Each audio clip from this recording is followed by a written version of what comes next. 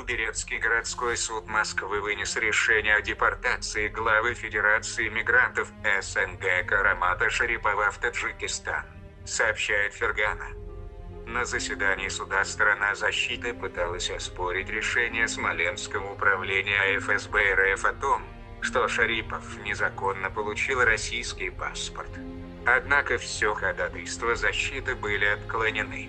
Что касается подачи заявления в правоохранительные органы, разбирательства. Мы делали, мы подобные делали в нашем современном в России, думаю, сегодня это смысла не имеет. Потому что никогда ни одна бумага о национальных диаспорах не дойдет до вышестоящих.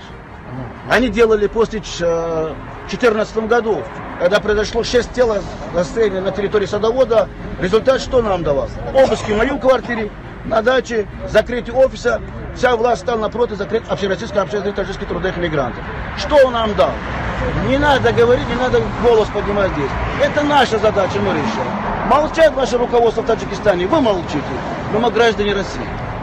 Это слова Путина. Каждый гражданин имеет свою точку зрения. Я скажу свою точку зрения, потому что со мной народ, трудовые мигранты, они этого против. Прекратить надо это безобразие, а надо создать условия для рабочих. Тогда и наше общество, наши российские граждане также будут безопасны.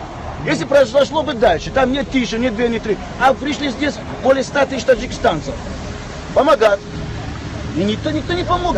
После вынесения решения о депортации и взыскании штрафа в размере 5000 рублей Шарипова задержали в зале суда. Присутствовавшая на заседании волонтер движения «Таджикские трудовые мигранты» Гуля Кадырова подчеркнула, что после задержания Шарипов в течение 20 минут находился в кабинете, куда не допускали адвоката.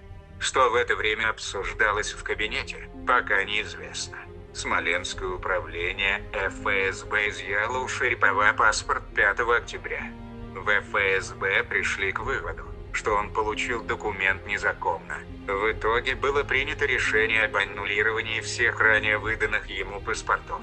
Сам Шарипов утверждает, что стал гражданином России сразу после распада СССР и никогда не был гражданином Таджикистана. После распада страны он проходил службу в Московском военном округе. В 2008 году Шарипов создал общероссийское общественное движение «Таджикские трудовые мигранты» с 46 региональными отделениями.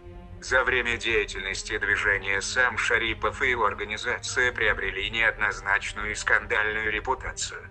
Рейдер и экстремист. Российские полицейские примеряют к лидеру таджикских трудовых мигрантов новый амплуа. Накануне в его доме, на даче и в офисе правоохранители провели обыски, а самого вызвали на допрос. Следователи хотят привлечь Карамата Шарипова к ответственности в рамках уголовного дела, возбужденного по результатам расследования инцидента полуторамесячной давности. Тогда, в канун Дня города, охранники рынка «Садовод», прогоняя частных таксистов с прилегающей трассы, полезли с ними в драку, а когда сил не хватило, применили против них огнестрельное оружие. В результате 4 получили ранения, все граждане Таджикистана. Удивительно во всей этой истории то, что Шарипова называют зачинщиком и провокатором тех событий.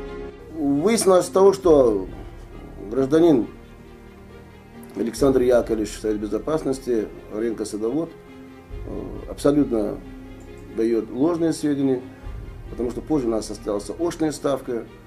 И даже он не знает цвет автомобиля, на который я приехал. Я приехал после событий. В 2016 году Верховный суд удовлетворил иск Минюста о ликвидации этого движения. Было объявлено, что оно не доказало свой общероссийский статус и неверно описало структуру своих подразделений. О подаче документов на регистрацию нового общественного движения «Федерация мигрантов СНГ» было объявлено в сентябре 2017 года. Участники первого заседания Координационного совета организации решили, что она будет работать, даже если не получит государственной регистрации.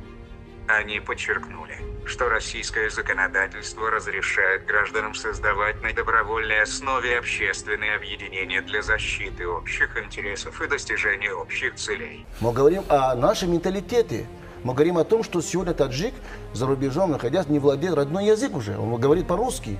Даже русский, находясь на Западе, он говорит по-английски. Таджик по-русски до сих пор говорит. Ну, это международный язык, поэтому, собственно, Да, говорят. говорю, нет, почему таджик? Вот смотрите, различные концерты, различные там мисс выбираем, мы шоумен создаем. Все на английском, все дети-чиновники на английском разговаривают. А при этом мигранты заставляем говорить по-русски, потому что в лагере надо с ним поговорить по-русски. Он будет говорить или нет? Он хочет домой поехать или нет?